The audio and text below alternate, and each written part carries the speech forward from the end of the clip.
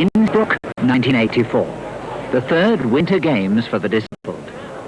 Competitors from all over the world demonstrate that physical disability is a bar to sporting achievement, given character and determination. That young disabled sportsmen and women have risen to Olympic heights is due to the initiative of a few dedicated individuals.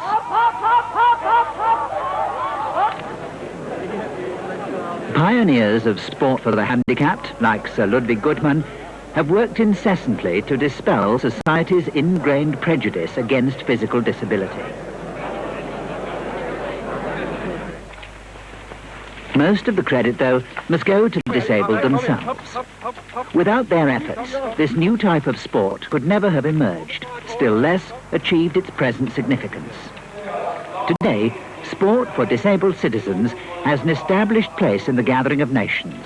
It is recognized and supported by governments and other organizations.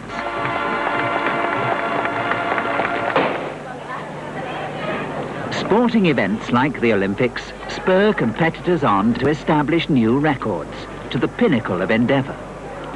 The standards set by disabled sportsmen, just as those set by top able-bodied sportsmen, are admired by many, but achieved by few.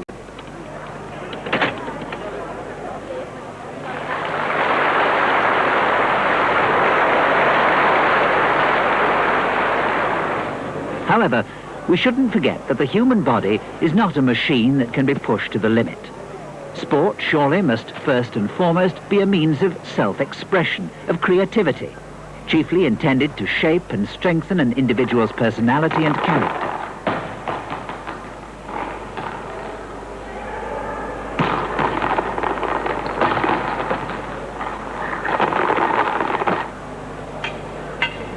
Sport, therefore, should help the disabled to overcome their handicap and shouldn't cause further damage through overexertion. This, in essence, is the goal and purpose of rehabilitation. Rehabilitation measures help the disabled to overcome their handicap and ease their reintegration into society. After a course of therapy, sport can make a valuable contribution to achieving both these aims. In cases of congenital disabilities, sport should be part of the school curriculum. For disabilities in later life, clinics or rehabilitation centres must motivate people to take up some form of sport. And in vocational training, adapted sport should be provided within the framework of the courses, with the idea, ultimately, of encouraging those concerned to take up sport of some kind in their leisure time in order to remain active, and also to make their social integration in clubs for the disabled or in other groups with the non-handicapped somewhat easier. Als auch der sozialen Integration in die Behindertensportgruppe selbst oder in andere Gruppen, die mit Nichtbehinderten in gleicher Weise den Sport ausüben.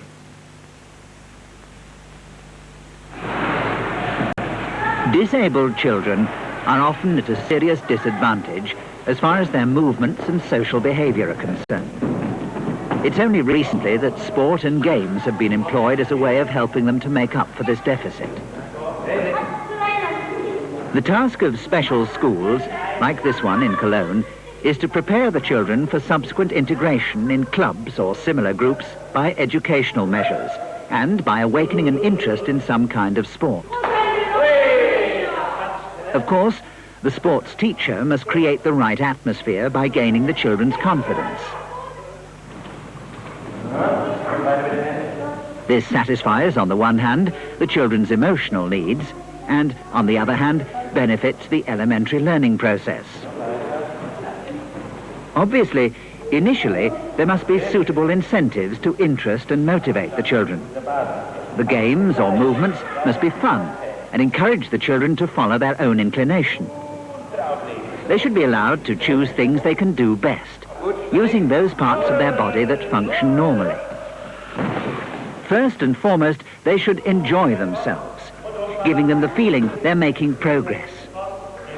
This activates the stunted urge to move about, which helps to entice the children out of their shell. The sports teacher acts as a sort of catalyst, urging the children on, encouraging them to persevere, helping them. and choosing movements and games that will accelerate their development.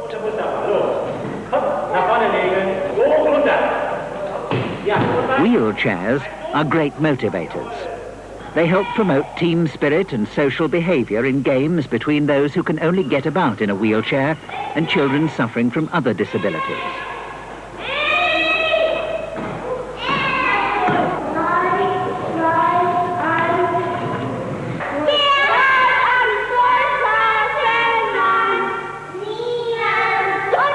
This early contact allows disabled children to watch others and compare their development. Sport as therapy is primarily psychosomatically orientated, designed to bring about psychomotor and behavioural changes. Progress made by disabled children is a stepping board to subsequent participation in wheelchair games, such as basketball, like here at a Cologne secondary school.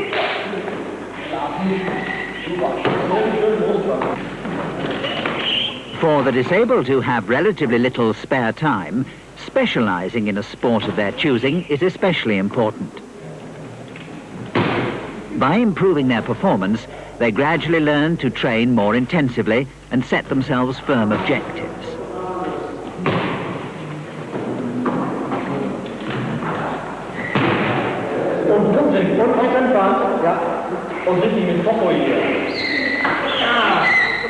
This concentration often forms the basis of a lasting interest in participating in a particular sport.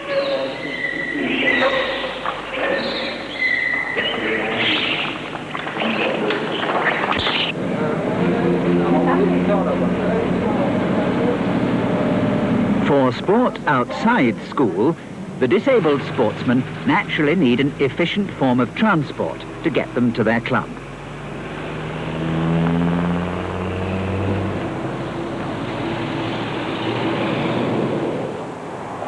At the Wheelchair Sports Club in Cologne, a special group has been formed for beginners and youngsters to make them feel at home.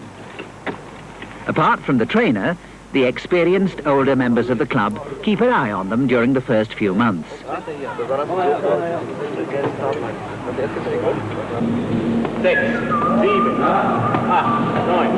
10, 11, 12, 13, 14, 15, 16, 17, 18, 19.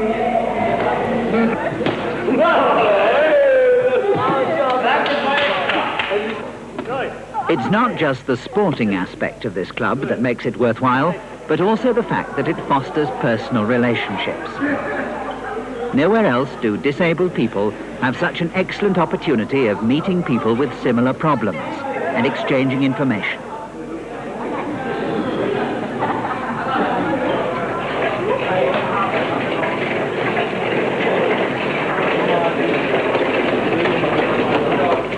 The 1983 International Basketball Tournament for the Disabled in Cologne, taking part of 48 clubs with over 500 players from Austria, Holland, France, and West Germany.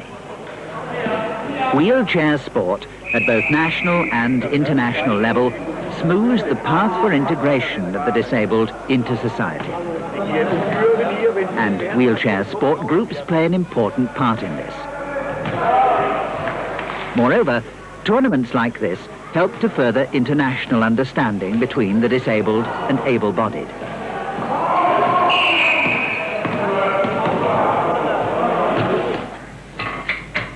The experience of the last few years, both in Germany and abroad, has convincingly demonstrated that the wheelchair is an indispensable aid for many people with movement disabilities.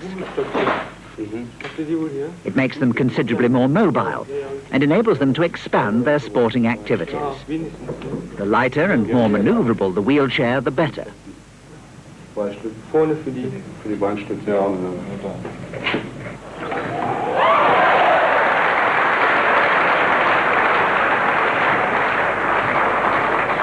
What started out as an orthopedic aid has developed into a piece of sporting equipment that motivates its users to greater endeavour.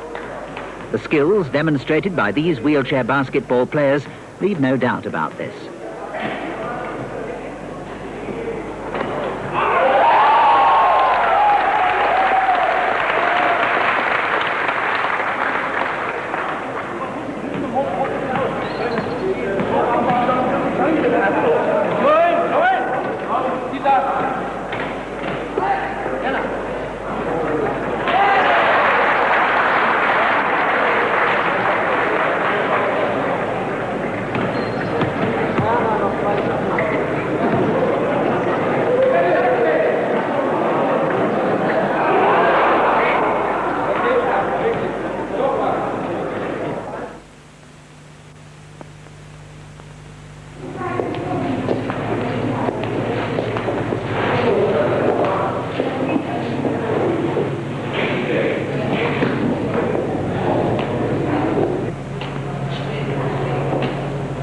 Among the most frequent degenerative joint ailments are those affecting the hip.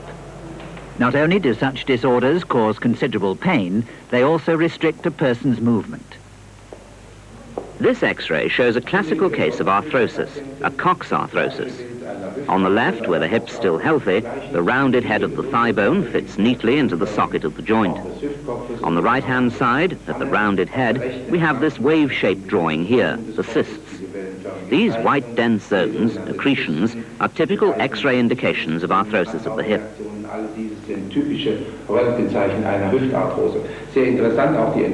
It's also interesting the way the hip has developed in recent months. This picture, taken 9 months ago, shows that the head's much rounder and the joint cavity far wider. The degenerative development has now reached the stage where it's necessary to operate.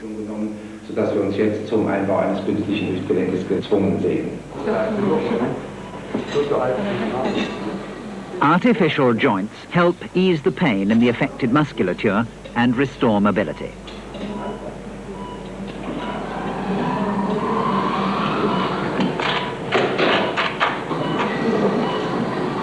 In West Germany, this operation is carried out on an average of between 40 to 50,000 patients a year.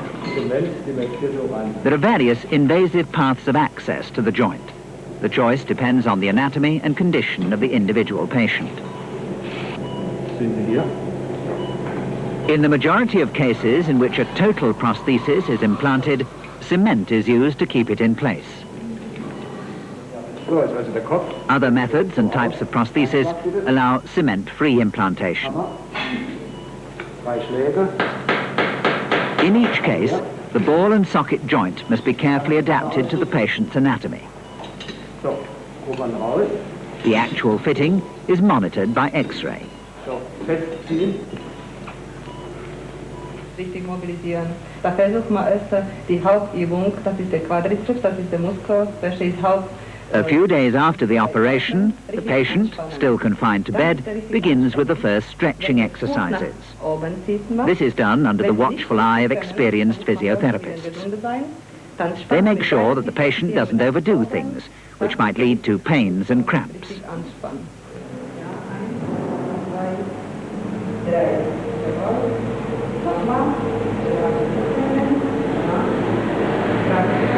It's up to the surgeon to decide when the patient is ready to leave his bed. Next come walking exercises to strengthen the thigh and hip muscles.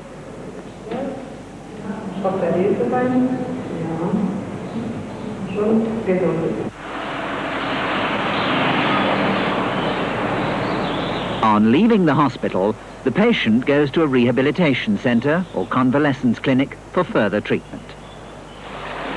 In the treatment of orthopedic ailments, as well as after heart attacks, cancer operations, or even for psychic disorders, active forms of rehabilitation are playing a more and more important role. To be successful, of course, this requires trained personnel. By acquiring additional qualifications in therapeutic exercises and sport for the disabled, physical educators and physiotherapists can become valuable partners to the doctor. Weit nach hinten mit dem Oberschenkel, ja. Und halt, Bein ablegen und locker lassen. Gut, auf den Bauch bitte umdrehen. In rehabilitation, the exercises are carefully measured as far as their demand on strength and endurance is concerned. Alongside this training, the physical educator can also introduce games and group exercises to awaken the patient's interest in sporting activities and put them in touch with clubs that organize sport for the disabled. Beugen, Zehen aufstellen und Spannung lösen.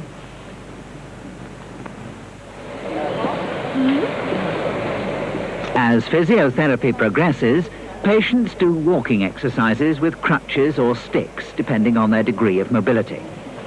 The aim of this follow-up treatment is to give patients the confidence that once they leave the hospital, they'll be able to look after themselves at home. Und stützen, richtig. Ja.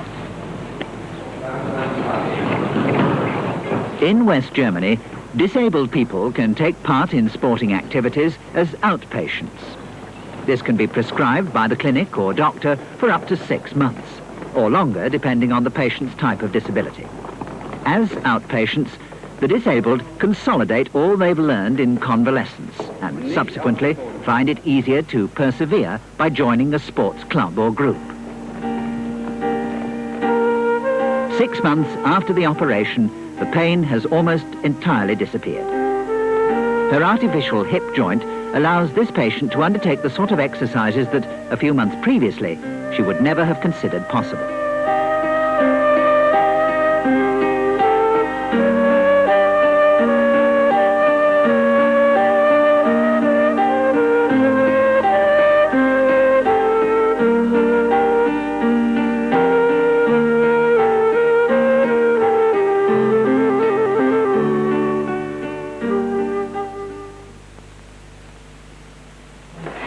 More than 300,000 people in West Germany suffer brain damage before, during or after birth. Damage that affects their movements, their mental capacity and their behavior. Depending on the type and degree of their disability and qualifications, their chances of getting a suitable job on the normal labour market are severely restricted.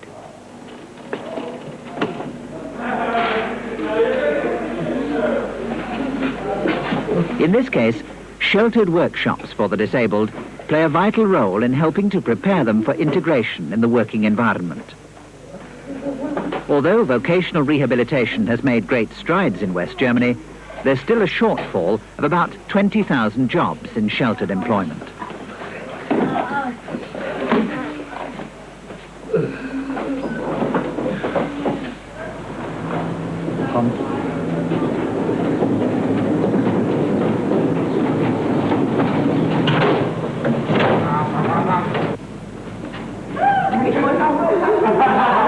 There's a similar shortage of opportunities for sport during vocational training for disabled persons, despite West Germany's legislation on rehabilitation.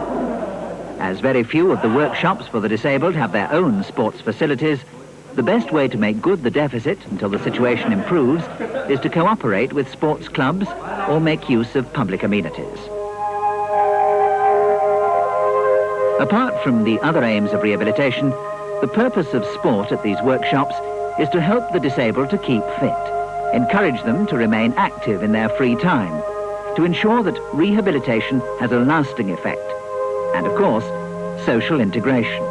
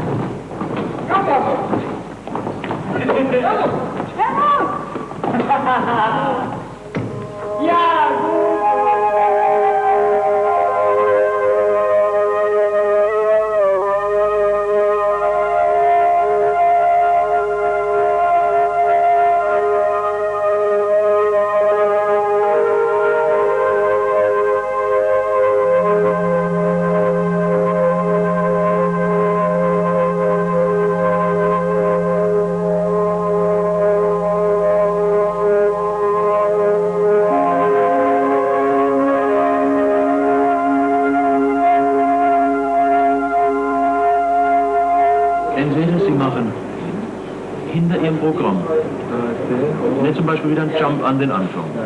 Dann läuft es ständig. Ist einmal gestartet. Vocational rehabilitation is also pursued at vocational training and retraining centers, like this one in Heidelberg.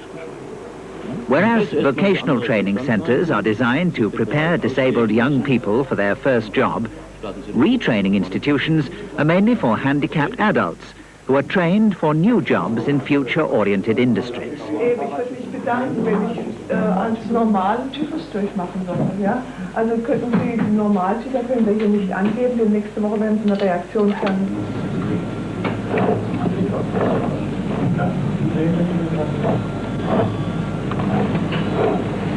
As part of retraining, specially developed equipment, like these electronic reading instruments, for instance, help the blind and near-blind to prepare for a new career.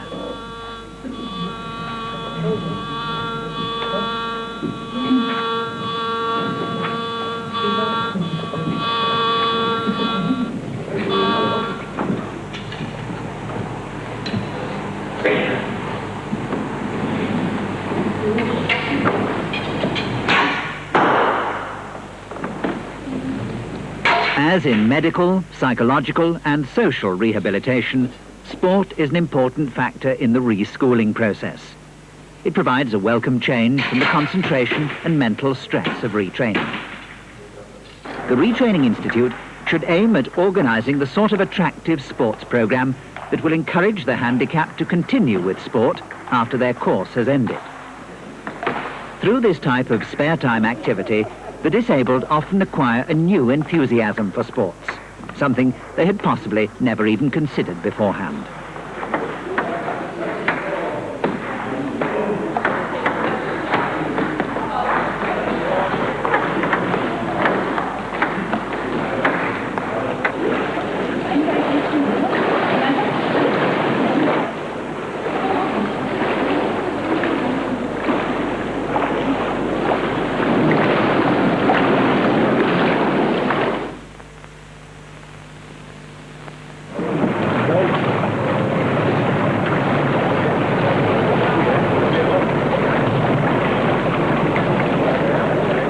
The third international regatta for the disabled on Lake Sneaker in the Netherlands. The importance of leisure time in rehabilitation has a far greater meaning for the handicapped than for the non-handicapped. It's in their spare time that the disabled are faced by problems that sport can so easily solve. Sporting activities can help many to overcome their isolation and communication difficulties.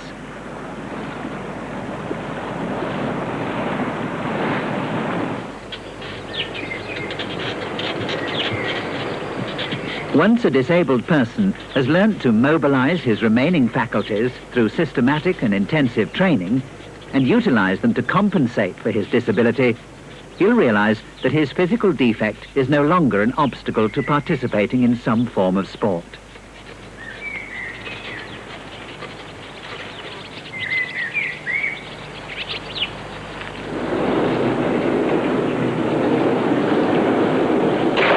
This ability to triumph over their handicap has a strong psychological effect, apart from the enjoyment from sport as such.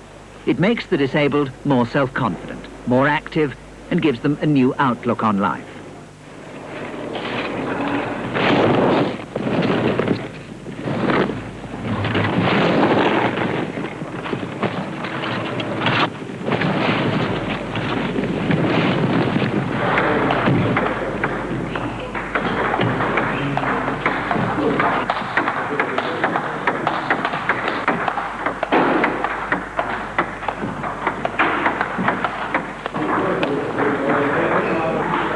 Sport in rehabilitation, no matter whether in school, the clinic, in vocational training or leisure time, must be so organised that the disabled person, despite his impairment, can enjoy the quality of life to the highest degree possible.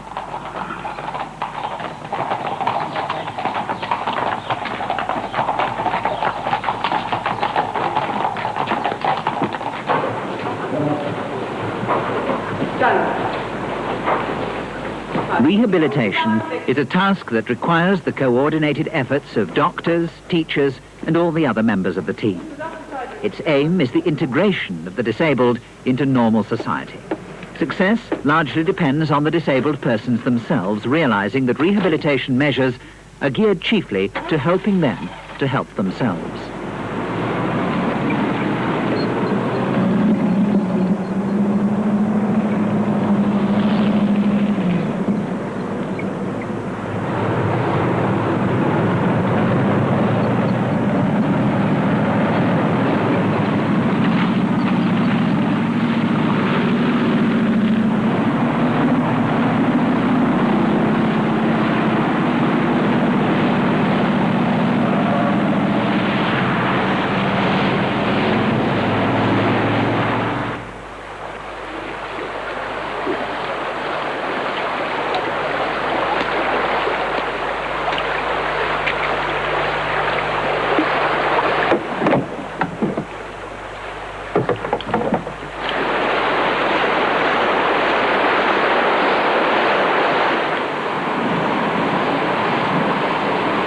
Society must give the disabled an equal chance of participating in normal life.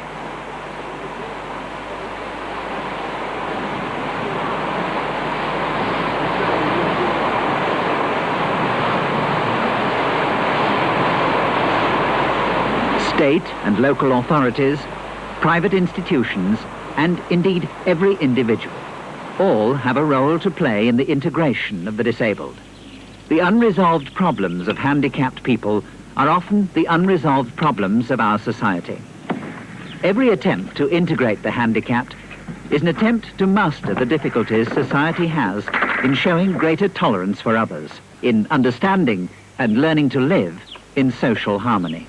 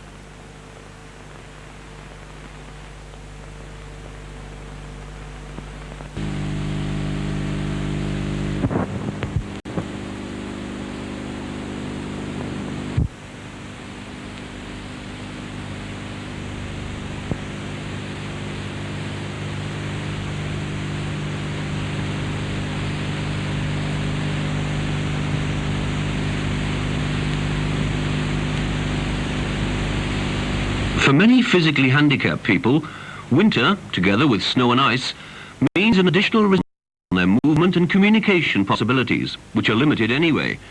But 11-year-old Christoph shows that it doesn't have to be like this. He has a congenital malformation, a spina bifida, with the level of lesion lumbar 5 incomplete. As you can see from his walk, the muscles on the dorsal side of the hips and legs, as well as on the feet, are paralyzed.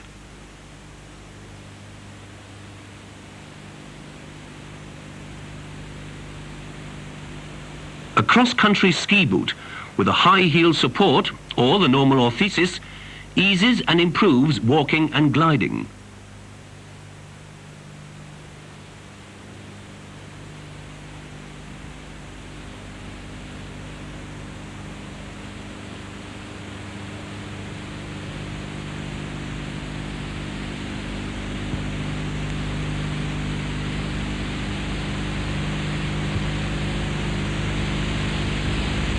Christoph was taught to ski by his parents, who didn't pay much attention to the fact that he's handicapped. Even though skiing demands an increased coordinated movement performance, Christoph managed it. But this shows that, for a spina bifida, Christoph has an above-average movement talent and a good muscle potential.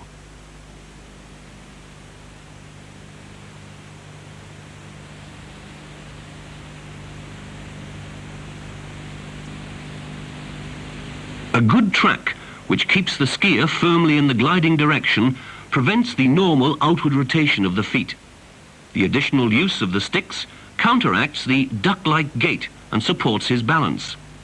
Because the muscles on the ventral sides of the hips and thighs have developed normally, it's the forward movement that dominates. Because of the weakness of the gluteal muscles, a long backward movement of the legs is impossible.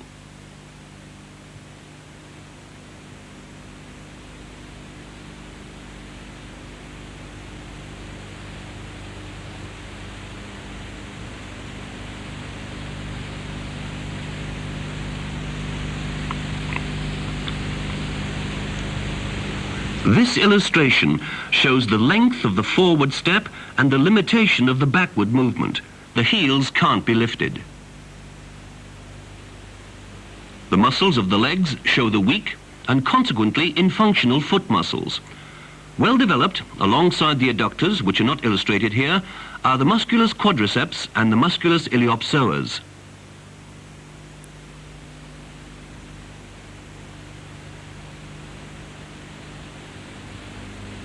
The weakness of the gluteal muscles and also the knee and foot flexors has led to a muscular imbalance and is the reason for Christoph's specific type of walk. The right leg is weaker overall. It's moved forwards without any obvious push-off. With the left leg, on the other hand, there is an obvious stretching movement in the knee joint. The knee flexors have enough strength to make a coordinated gait with the knee extensors possible. The feet, which are firmly fixed in the ski boots, do not push off. The forward movement stems from the separate swings of the right and left legs. The normal push-off movement is only possible with the left leg.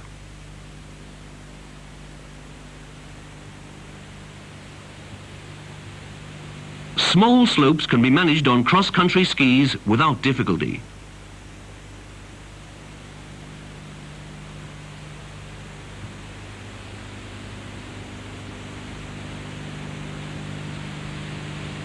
It's perfectly natural, especially at this age, for alpine slopes to be more fun.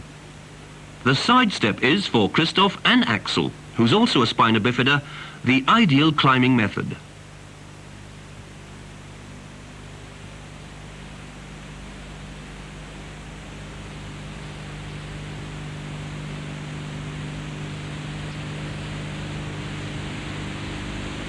The herringbone step, on the other hand, is not suitable and is a contraindication.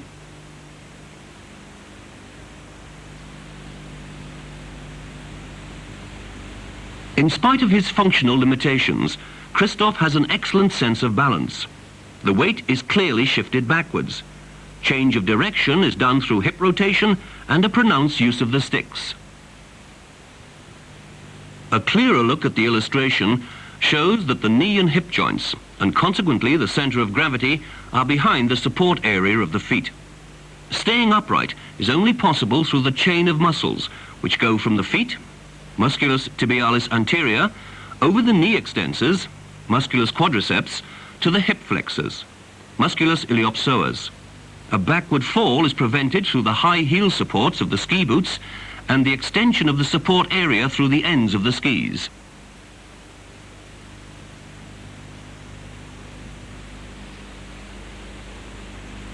The center of gravity and muscle tension at the front of the legs make a firm standing position possible.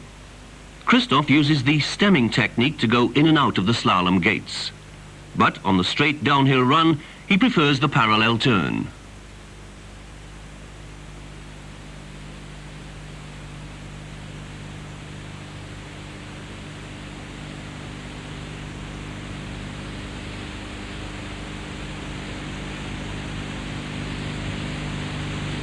One year later, we meet Christoph in far more difficult terrain, on a much longer and steeper slope. The ski lift presents no problems.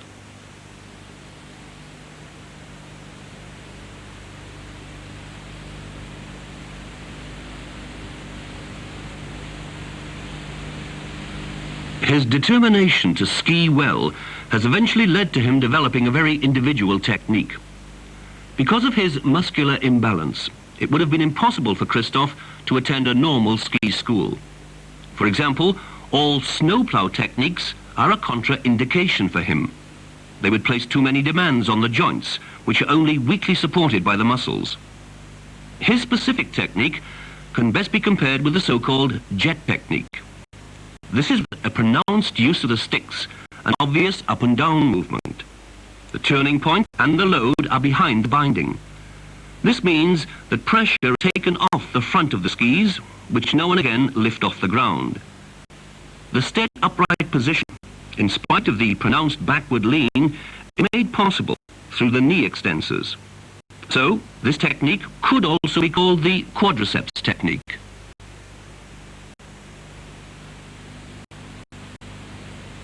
It must be said that these kind of performances would be impossible for those handicapped people with a complete L4 or L5 paralysis. Christoph is helped here by an innervation in part of the gluteal and ischiocrural group of muscles. But in spite of this, the example of Christoph shows how a coordinated performance can be developed through a motivated movement task. A performance which, from the neurological evidence and mechanical consideration, would hardly have seemed possible beforehand.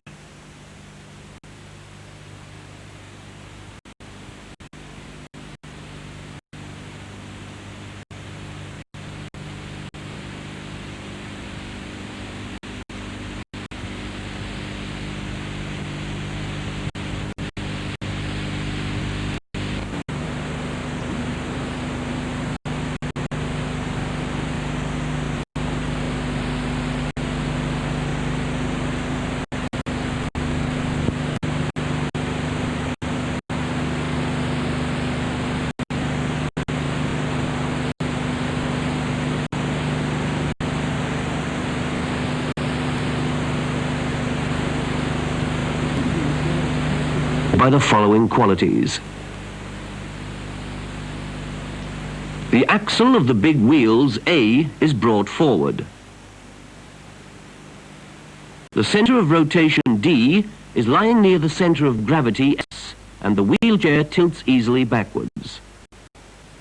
The seat declines backwards and forms a right angle with the backrest.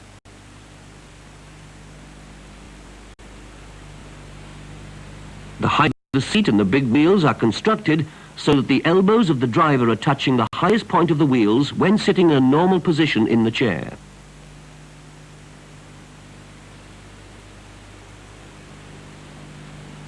The techniques which are shown in this film may be done by wheelchair drivers with completely functional arms. In this group of handicapped, we distinguish between two different functions of the trunk, which have an influence on the various techniques.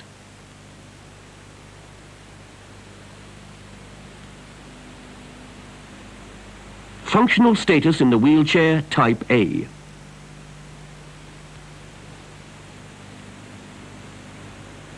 Birgit has a lesion of the spinal cord at thoracal 10.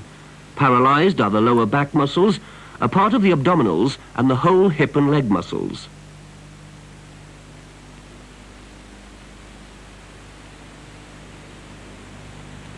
The functional muscles are not sufficient to move the trunk in the sagittal plane without the help of the arms.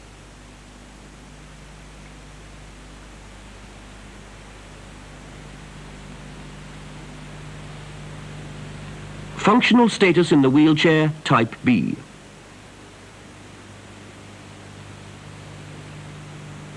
Nico has a spina bifida with a lesion at lumbar 4. Paralyzed are the hip extensors, knee flexors, and the muscles of the lower leg. The trunk may be moved without restriction in the sagittal plane. Only the adductors stretch the hip joint in this position.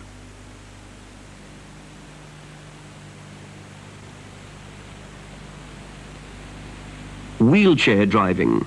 Starting, pushing, steering.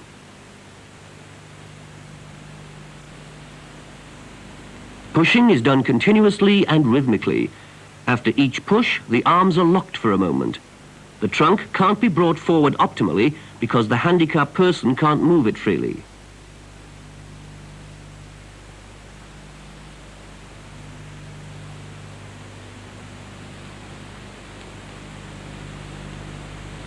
Steering and turning the chair is done by stopping the inner wheel. The trunk is bent backwards, so that the center of gravity is near the center of rotation of the wheelchair. The following phases are known as braking, holding, and pulling.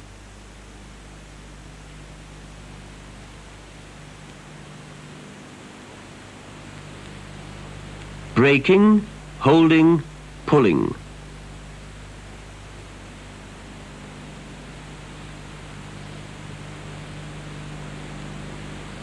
An effective turning of the wheelchair is only possible when pulling one wheel backwards. A push on the other wheel supports the turning.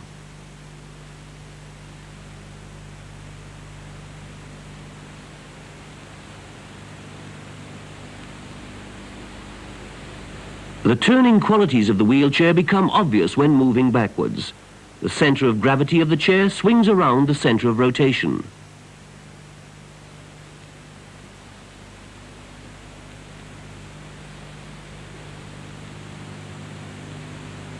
At normal speed, the push rate is relatively low. There are two ways of pushing at fast speeds: short, sharp pushes,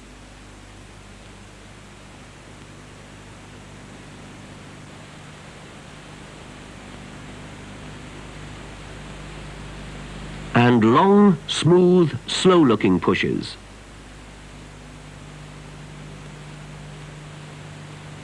With type B, the better movements of the trunk in the sagittal plane compared to type A when starting and turning can be clearly seen. During the pushing movements of the arms, the trunk is fixed in one position. The better sitting stability and the adequate movements of the trunk in the sagittal plane enable the driver to turn the wheelchair by crossing one arm to the opposite wheel.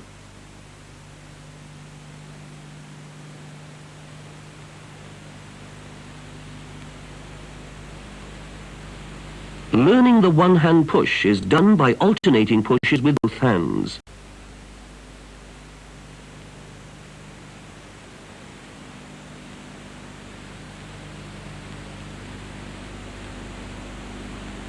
The next step is the one-hand push of the moving wheelchair.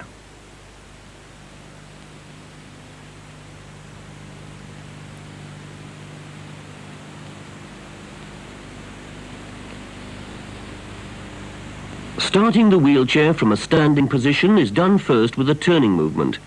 A counter movement with one hand brings the wheelchair into a straight line.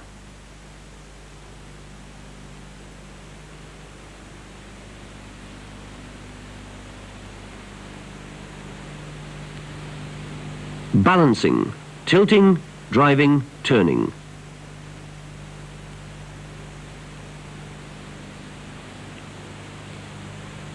Balancing on the back wheels of the wheelchair is very enjoyable. This technique is easier to learn for a handicapped person than riding a bicycle for a non-handicapped. Balancing on the back wheels is best learnt with the help of an instructor. He corrects the movements with his hands on the shoulders of the person learning. The handicapped watches her knees or the footrests moving up and down, which is caused by her pulling or pushing on the wheels. The easiest way of tilting the wheelchair is to accelerate backwards with a following counter-push. The more difficult technique is a long, fast push with the hands which grip the rim as far back as possible.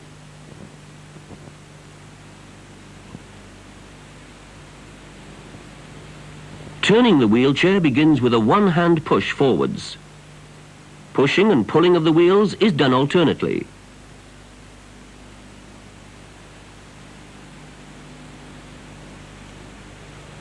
Rolling forwards and backwards on the back wheels is more difficult than remaining in a standing position. When the chair tilts forwards or backwards, balancing is controlled by a very smooth pushing or braking movement on the hand rim. Tilting the moving chair is only possible through a very fast and strong push with both hands. When accelerating, the trunk is leant backwards. Slightly tilting the wheelchair is an important exercise.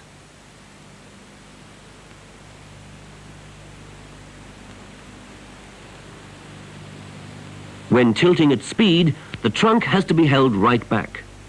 With the following turn, the chair has to move a little over the center of gravity.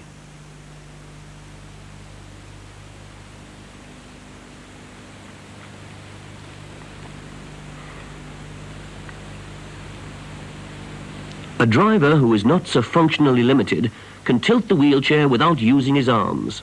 The trunk is pushed backwards so that the wheelchair is under the driver's center of gravity.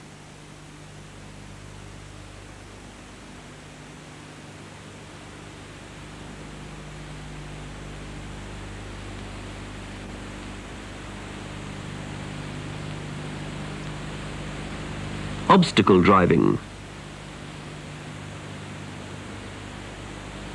Entering a slalom gate is only possible when the back wheels are level with the back marker.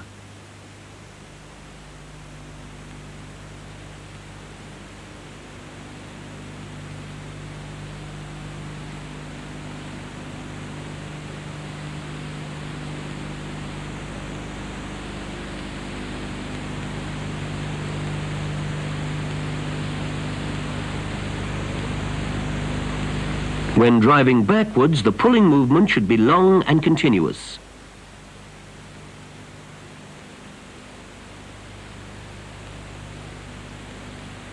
The slalom course can be arranged in such a way that it's interesting and enjoyable to negotiate.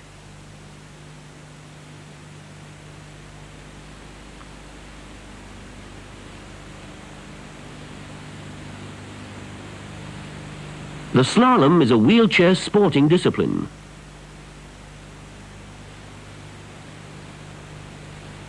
By balancing on the back wheels, one can get over obstacles.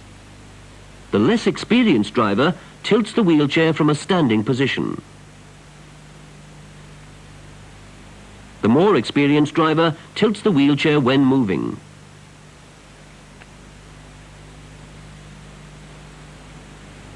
When moving downwards, the wheelchair is controlled with a slight braking movement on the hand rim.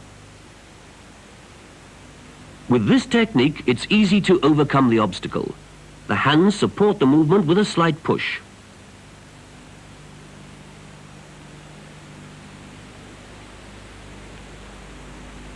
The functionally less limited driver tilts the chair with a quick movement of his trunk. He needn't use his hands if the up and down movements of the wheelchair are supported by an adequate backward and forward movement of the trunk. Here you can see how to get up steps.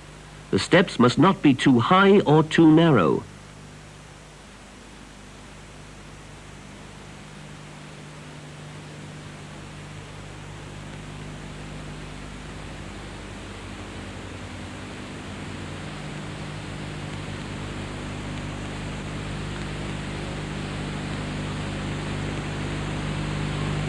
With the trunk leaning forward and by pushing powerfully, a driver can go up a high gradient.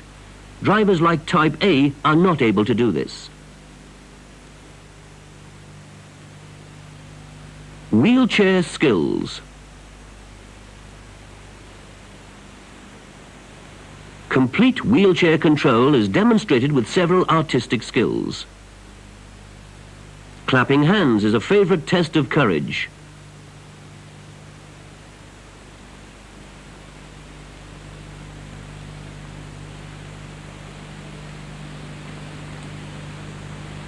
Tilting and driving the wheelchair with only one hand demonstrates self-confidence and the high performance level of the driver.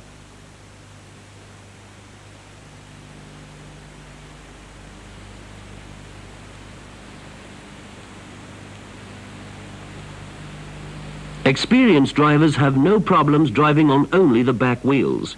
It makes it easier to negotiate uneven ground.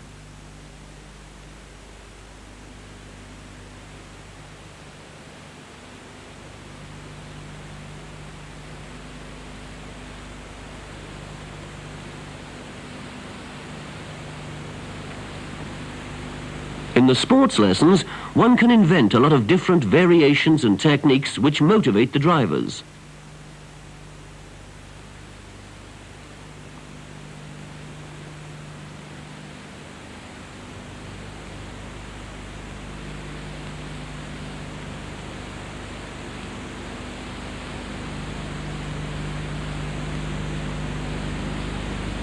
And the young people themselves can be very inventive, as these last two examples show.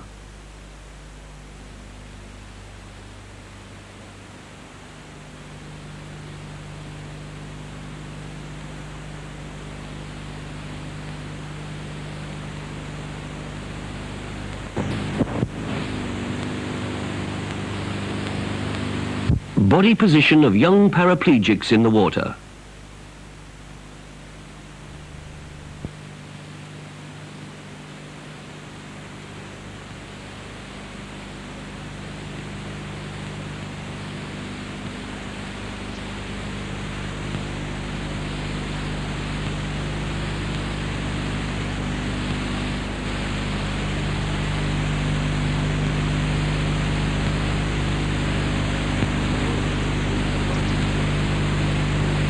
Level of lesion thoracal 5.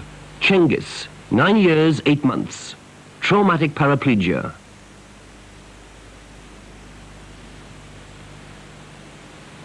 Cengiz has a complete lesion of the spinal cord at thoracal 5. He's the most handicapped person in our study. All his abdominal muscles and the middle and low back muscles are paralyzed. There is no functional limitation of the arms and the shoulders. Functional status of the trunk in the wheelchair. The functional test shows that both the rotation of the trunk and the free sitting position are not possible. The boy is not able to raise the trunk, which is lying on the thighs, due to the paralysis of the lower back muscles.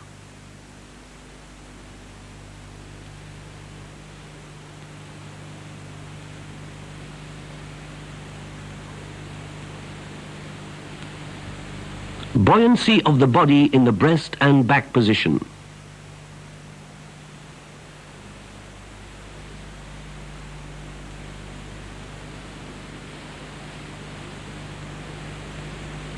The paraplegic's low specific weight is of advantage for buoyancy. Flexion of the hip increases the water resistance extremely. The body position in the water is a result of the higher spastic tonus of the hip flexors compared to that of the hip extensors.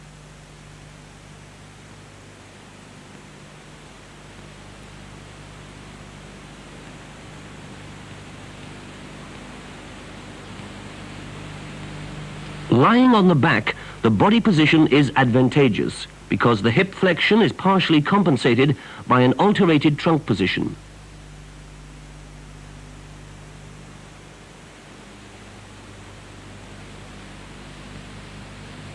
Body position during swimming. Here too, the body shows better shape in the back position.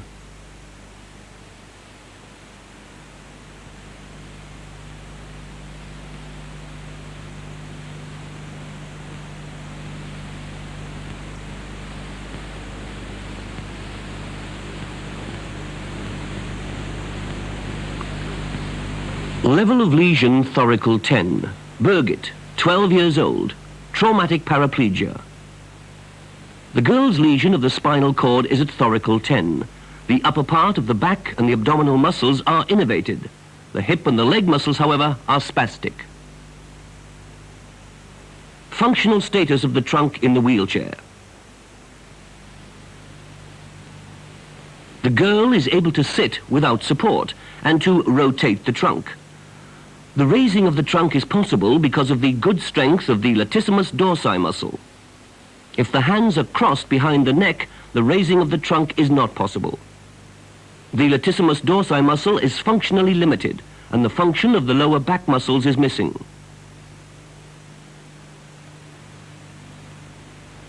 The descent into the water without help shows the girl's good training.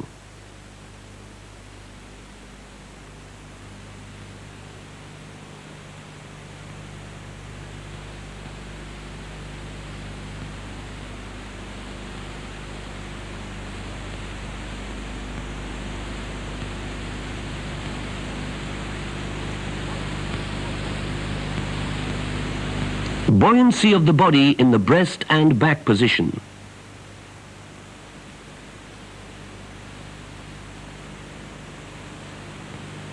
The buoyancy in the breast position is comparable to that of a lesion at thoracal 5. The specific weight in this individual case is not so advantageous.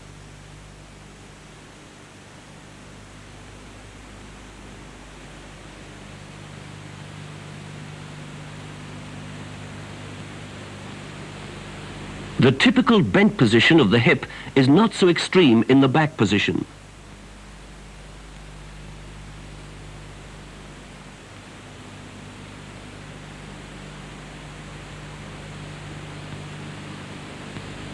Body position during swimming. The backstroke, which is not yet trained, shows the extremely poor body position in the water. The bent body shape obstructs the effect of the well-trained breaststroke.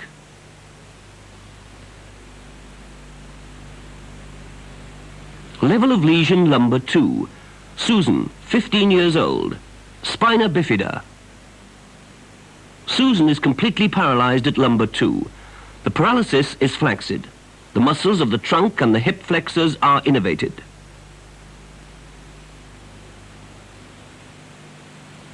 Functional status of the trunk in the wheelchair.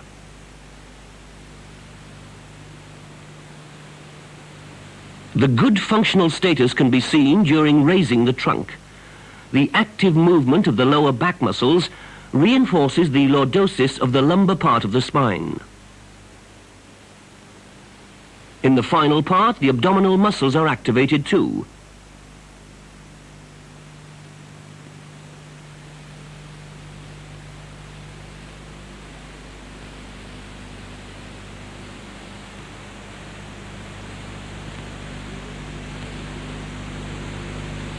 The girl's good training result is shown by her descent into the water without help.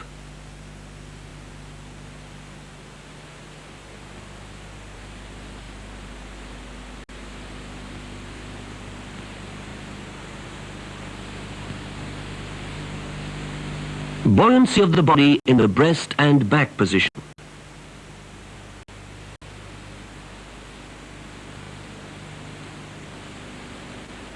The advantageous specific weight is responsible for the very good buoyancy. The extreme bent body shape is caused by the activity of the iliopsoas muscle and the paralysis of its antagonist, the gluteus maximus muscle. The good buoyancy and the extreme lordosis partially compensate the unfavorable body position in the water.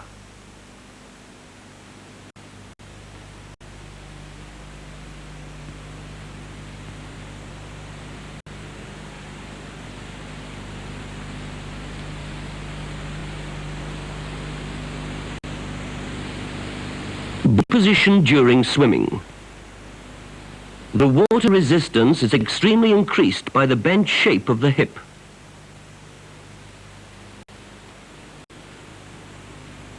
While swimming on the back with an alternating backstroke, the arms have to steer the body additionally to avoid uncontrolled movements in the horizontal plane. Level of lesion number 4. Anadora, 16 years, 9 months. Spina bifida. The lesion of the spinal cord at lumbar 4 is flaccid. The following muscles are paralyzed: the abductors, the extensors of the hip and the knee flexors, whereas the iliopsoas muscle, quadriceps muscle and the adductors are innervated. Functional status of the trunk in the wheelchair.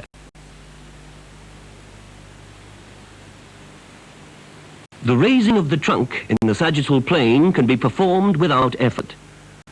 The raising in the frontal plane is not possible because of the paralysis of the gluteal muscles.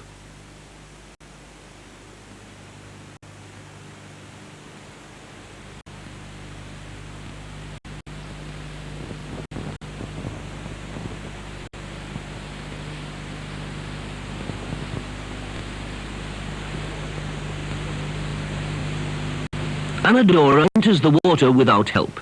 She is able to stretch her legs.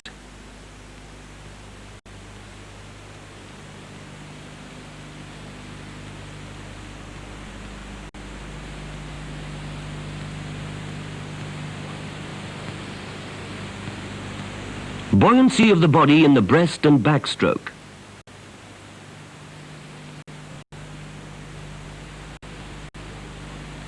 The buoyancy is satisfactory, although the body position in the water is extremely poor because the antagonists of the hip flexors and the knee extensors are not innervated.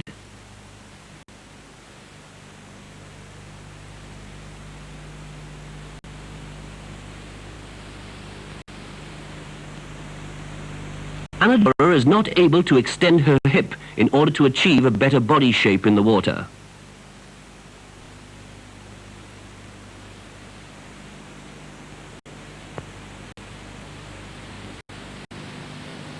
Compared with a lumbar 2 lesion, the extension of the knees constitute an additional disadvantage for swimming in this case.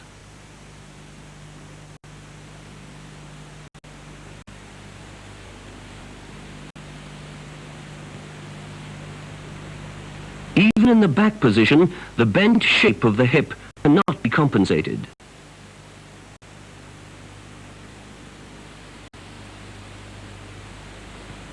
Paraplegics with this type of lesion have a very strong water resistance.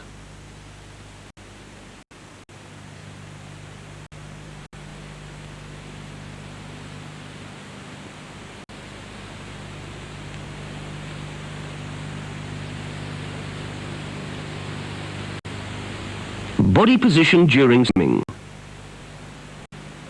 During the swimming movements, the uncontrolled innervation of all muscles increase the bent body shape.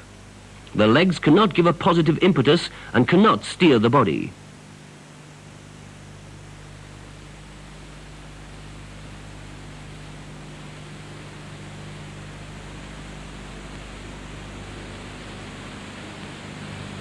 Level of lesion lumbar 5 incomplete. Christine, 11 years 7 months, spina bifida.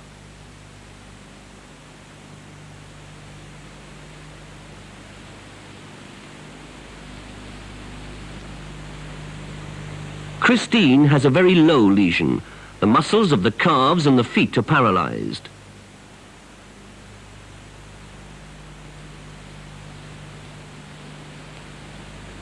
The hips and the legs can be stretched. These functions enable Christine to walk without braces.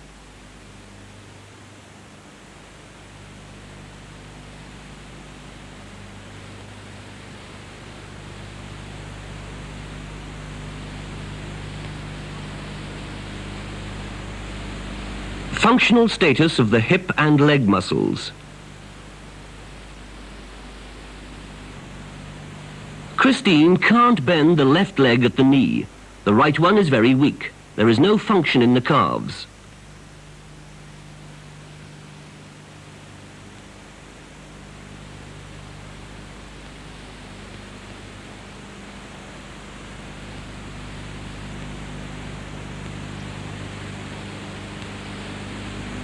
Buoyancy of the body in the breast and back position.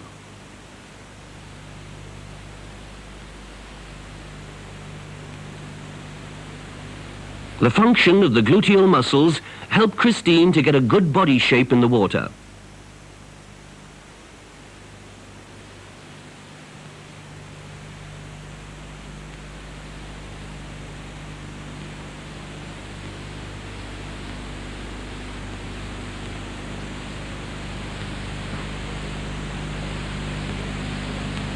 The hips can be bent or stretched without restriction.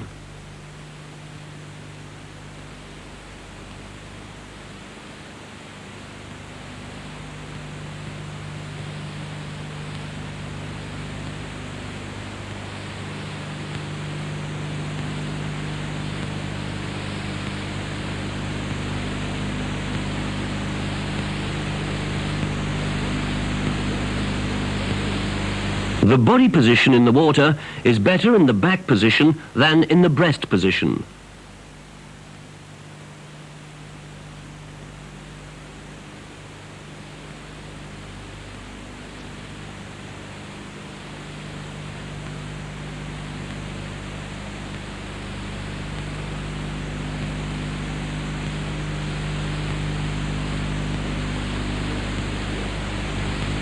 Body position during swimming. The legs cannot give positive propulsion because the calves and the feet are without function. The disadvantage of the alternating stroke is shown by the movements of the legs in the horizontal plane.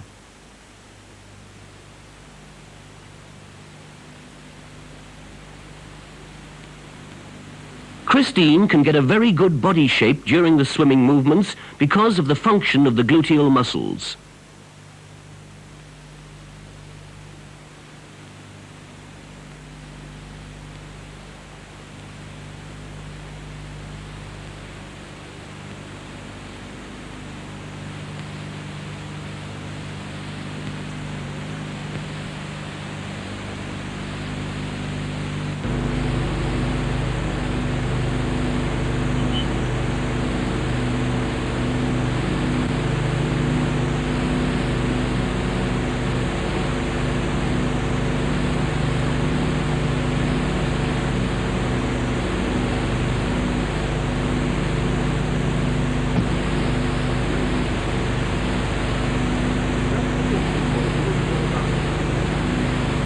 Classification for wheelchair basketball.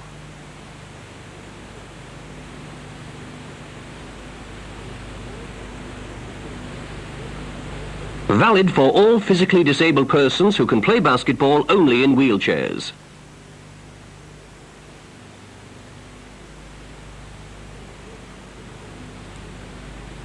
Classification in 4 classes according to medical, functional and basketball-specific criteria.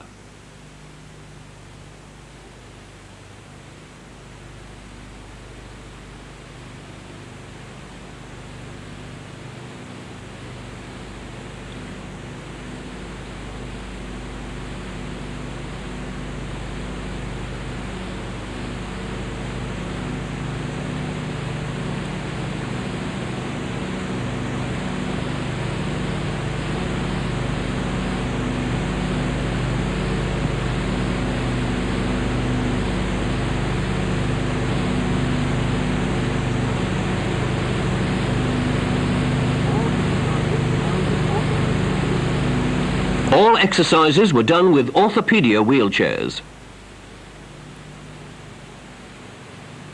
3 tests are used for the functional testing of wheelchair basketball players. Here, Rolf demonstrates the first test. It's the most simple exercise. All players are capable of performing this test except Class 1 players. Test 2 requires much more function. It's performed adequately only by Class 3 and Class 4 players.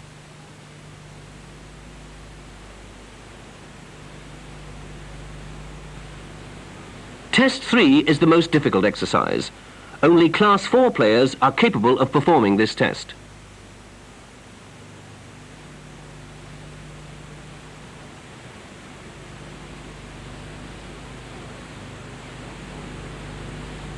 Class 4, functional status. Spinal cord lesions below lumbar 5. Typically representative impairment, trunk functions and skills. Volker has an incomplete lesion of the spinal cord at lumbar 5. Paralyzed are the foot flexors only. Volker demonstrates dribbling using only one hand for pushing, starting and steering the wheelchair. Crossing one hand to the opposite wheel for steering demonstrates good body control. He performs test 3 of the functional test sufficiently. Contractures at the hip joint slightly limit trunk movements in the frontal plane. Rolf has an incomplete spinal cord lesion which originates at lumbar 5. During his performance of test 3, significant abductions of the thigh are demonstrated. Test 3 positive. The figure shows an abstract of the mechanics of trunk and hip joint movement. The abductor muscles move the thighs sidewards. The one leg supports the base of the trunk and the other one improves balance. Class 4 players demonstrate speed and accuracy in ball control. The free trunk movements forward and sideward enhance the ability to reach for the ball. The good sitting balance enables the Class 4 players to catch the ball with both hands easily. The optimal sitting balance of Class 4 players is best shown during rebound situations. Even balls falling to the side are controlled with both hands. The great importance of trunk movement for reaching is best shown by the ability to bend forward freely.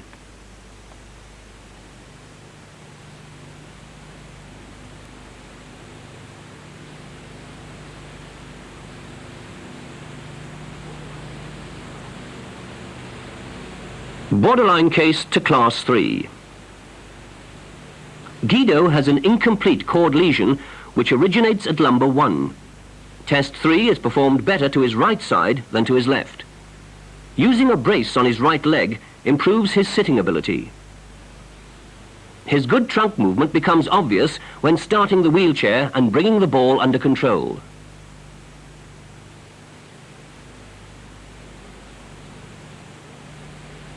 During the rebound situations, Class 4 players can be identified by leg movements attempting to improve their sitting balance. Class 3, functional status, spinal cord lesions below lumbar 2 to lumbar 5.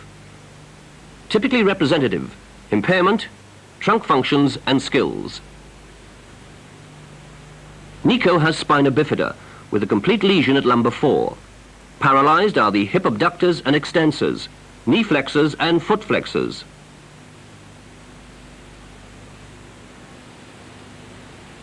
The functional criterion for Class 3 players is free trunk movement in the sagittal plane. Test 2 is performed without effort. Test 2 positive. The illustration of the hip joint demonstrates a change of function of the abductors in the sitting position. They tend to compensate for the function of the missing hip extensor muscles. The thighs enlarge the base of the trunk to the front, comparable to feet for the whole body in the standing position. Class 3 players cannot move the trunk in the frontal plane. They fail to perform Test 3 because their thighs cannot be abducted.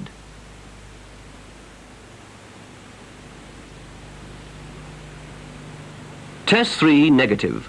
Class 3 players possess no abductors at the hip joint. The legs cannot be moved to the side. As a compensatory reaction, the opposite side of the trunk is flexed. The player tries to hold the trunk in an upright position.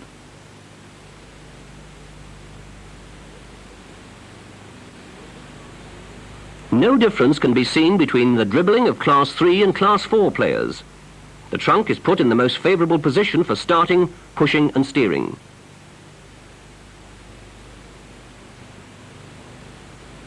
In controlling the ball, very similar movement patterns of Class 3 and Class 4 players are demonstrated.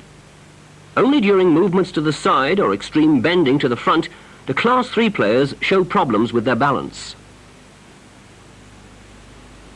The inferior trunk movements in the frontal plane of Class 3 players becomes obvious during rebound situations. Balls falling to the side cannot be controlled with outstretched hands. The base for the trunk to the side is reduced. Reaching forward in the sagittal plane is significantly better.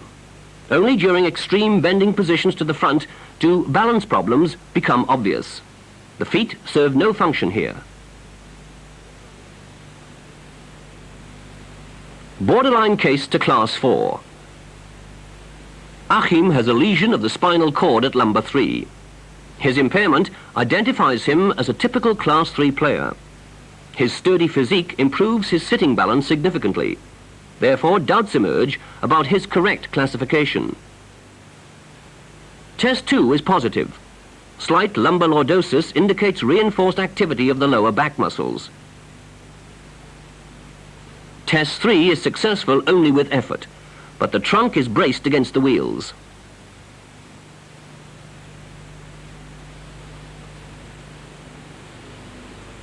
The high cushion tends to reduce stability to the side significantly.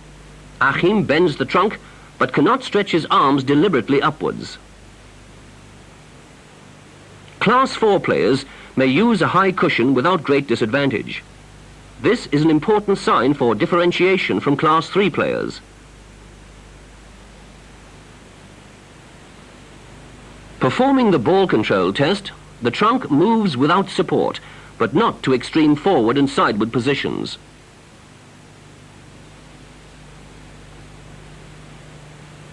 His rebounding demonstrates good sitting balance. In reaching for a rebound to the side, the trunk and the arms are not in a straight line. The ball is caught using one hand.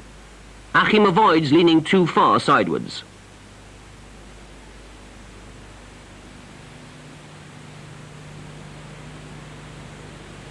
A reduced reach of the arms in the sagittal plane is typical of a Class 3 player. He loses balance in an extreme forward position. An active function of the legs is missing. Achim's impairment and functional potential identifies him as a Class 3 player. Borderline case to Class 2. Rolf has virtually complete paralysis of both legs as a result of poliomyelitis. He has some hip extensor muscles in his right leg. Test 2 is positive. His lumbar lordosis reflects the functional compensation of the lower back muscles. Test 3 proves unsuccessful. Rolf tries to hold his trunk in the upright position and to prop himself on the wheels.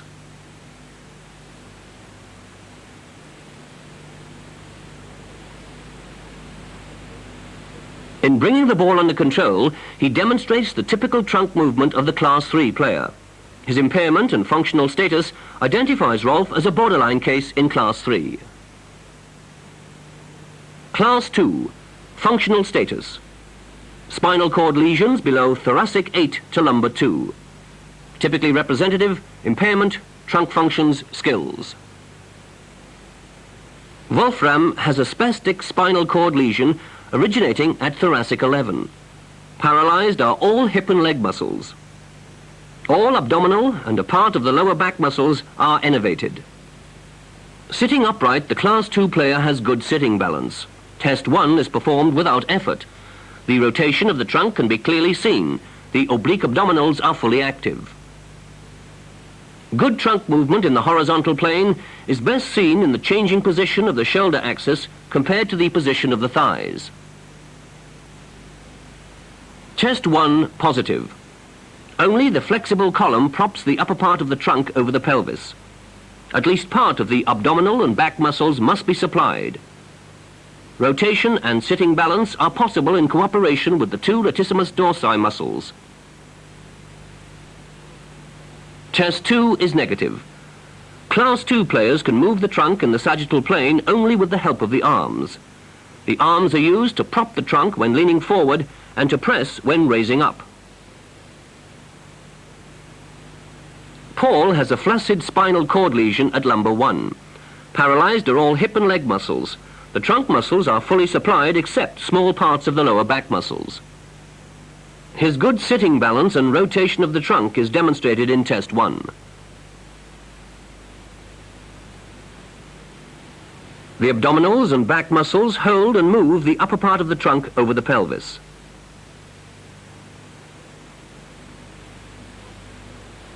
Test 2 is negative.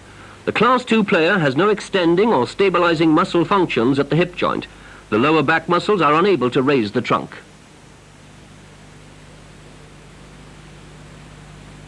Performing dribbling with one hand, the trunk cannot be brought into an optimal position. Starting with only one hand is virtually impossible. Class 2 players must use both hands. The ball control test on the court best demonstrates the reduced trunk movement in the sagittal plane. Paul is able to raise his trunk only with his lower back muscles and by extending both arms backward.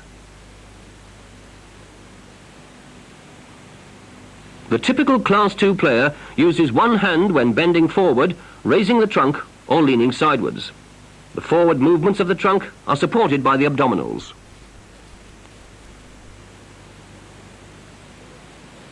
In rebound situations, a Class 2 player catches a ball falling directly toward him with both hands. Slight deviations from this position cause loss of balance. Class 2 players prefer to catch the ball with only one hand in order to stabilize balance with the other. Borderline case to Class 3. Buck has a near-complete post-polio paralysis of all hip and leg muscles. Only the foot extensor of the left foot is spared. His performance in Test 1 shows the characteristics of Class 2, sitting balance and rotation of the trunk.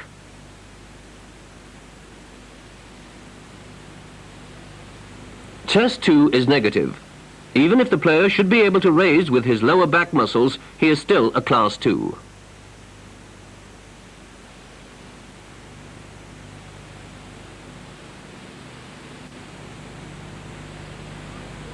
Test 2 negative. The thighs cannot form a functional prop on the seat. The hip extensor muscles are absent.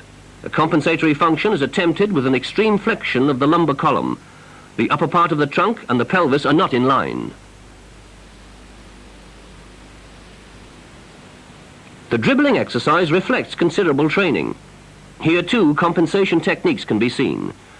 Wheelchair movements cannot be initiated solely with one hand. The player must use both hands.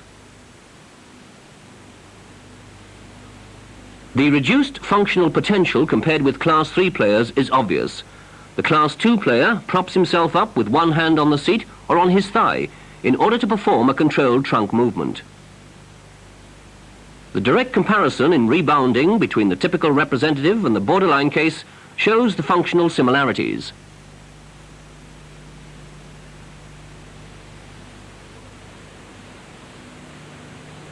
Borderline case to Class 1. Alex has a spastic spinal cord lesion at thoracic 9 complete. Paralyzed are the lower abdominal and back muscles and all hip and leg muscles.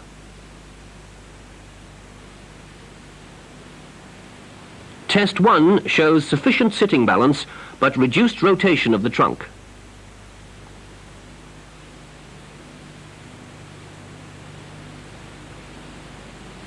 The classifying criterion for Class 2 is sitting balance.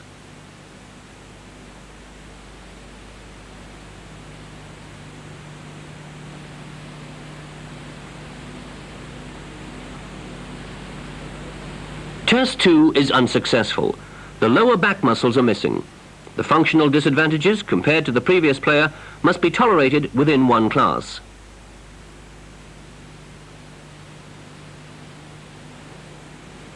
Friedhelm has a complete spinal cord lesion at thoracic 8. His functional potential is nearly identical to the previous player.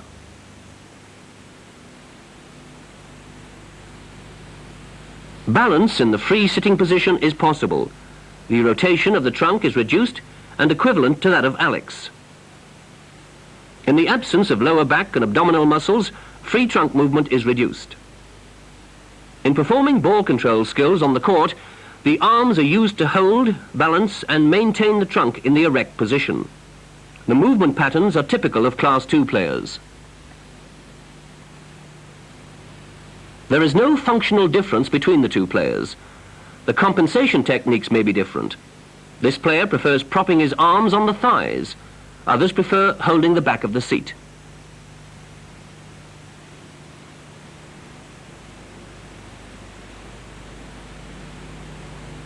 In rebound situations, only balls falling directly above can be caught with both hands, an important sign of the Class 2 player.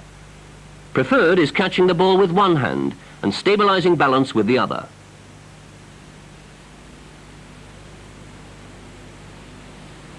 Balls falling to the side cannot be caught at the highest point because of the missing trunk movement.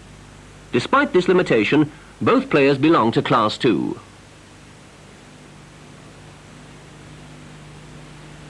Class 1. Functional status, spinal cord lesion thoracic 8 and above. Typically representative, impairment, trunk functions, skills.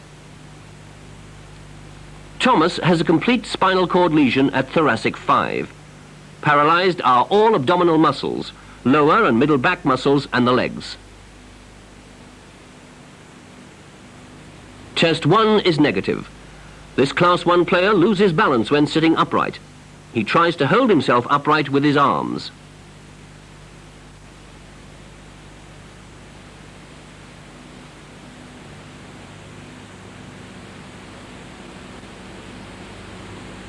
Rotation of the trunk is not possible.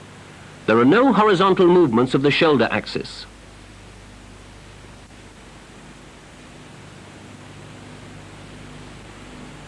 Test 1 negative. The Class 1 player has insufficient abdominal and back muscles to maintain balance of the upper part of the trunk and to stabilize the vertebrae of the lumbar column. The two latissimus dorsi muscles are not sufficient for compensation.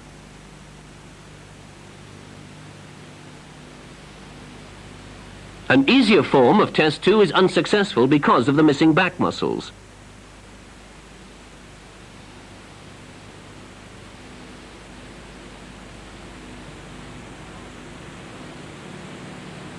In starting and pushing a wheelchair, the lower and middle back stay in contact with the back of the seat. The pushes cause movement of the upper part of the trunk because of its instability.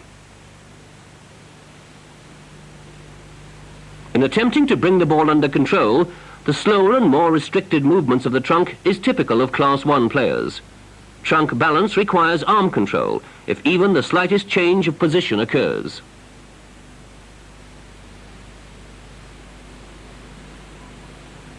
In the rebound situation, Class 1 players tend to lose their balance when raising their arms over head level. Typically, the ball is caught with one hand.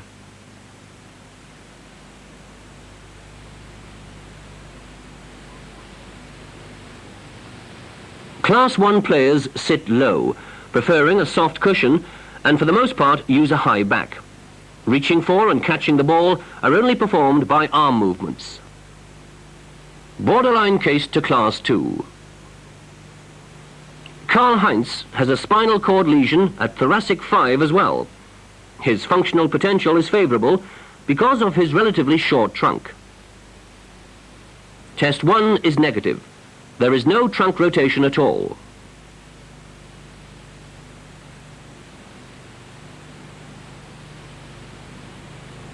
The performance of the Class 2 borderline case, with a lesion at thoracic 8, shows a significantly better sitting balance and rotation of the trunk.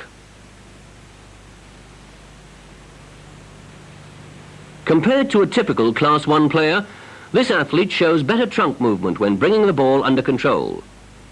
This borderline Class 2 case prefers propping his arms on his thighs.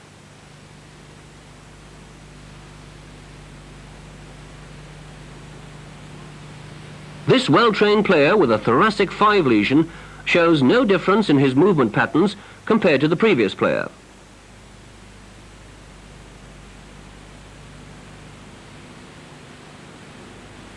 Differences become obvious when comparing their balance. The borderline case in Class 2 may hold the ball with both hands over his head. In catching the ball with one hand, the trunk supports the movement.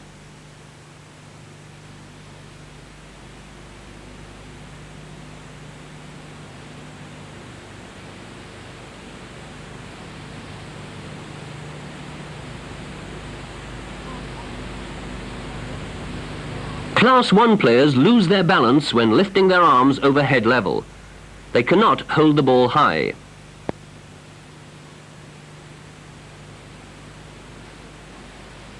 There are no trunk movements identified in the direction of the ball.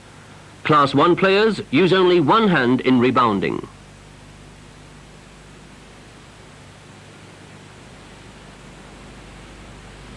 Bending the trunk forward and backward is performed with the help of one arm holding the chair.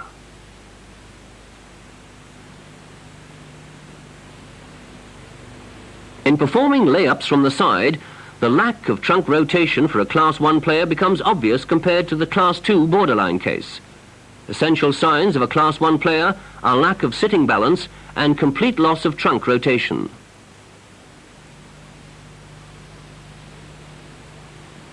Class 1 special case.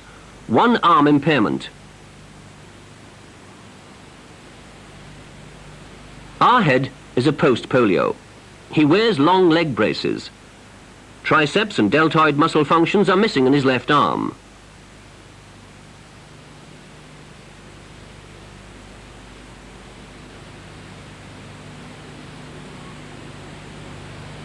In lifting the arms simultaneously, a significant difference in the arms is identified.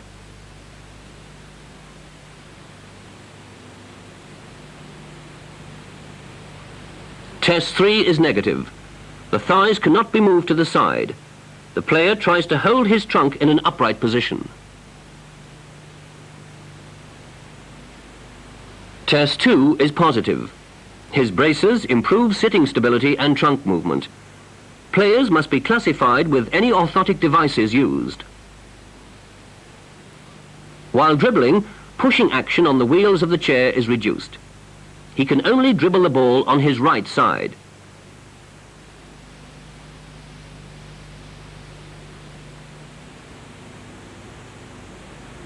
In bringing the ball under control, the player uses only one arm. Rapid turns or starts are limited.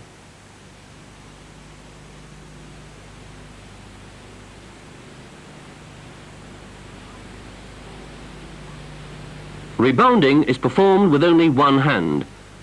Identifying the player as Class 1 seems to be fair.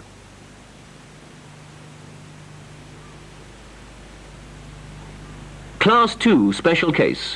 One arm impairment. Frank has hemophilia, with joint contractures at his legs, his right shoulder and elbow joint.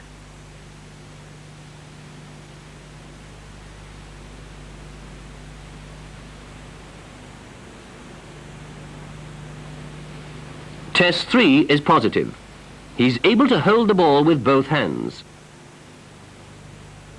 Dribbling is performed only with the left hand. Turning of the wheelchair is possible with the disabled hand. In bringing the ball under control, the player catches it with his left hand. The player has a disadvantage in a one-to-one situation. Rebounding is only done with the left hand.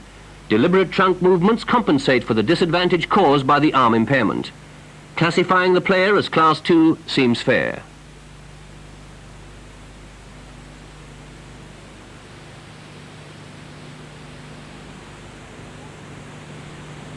We would like to thank Orthopedia for their help in making this film.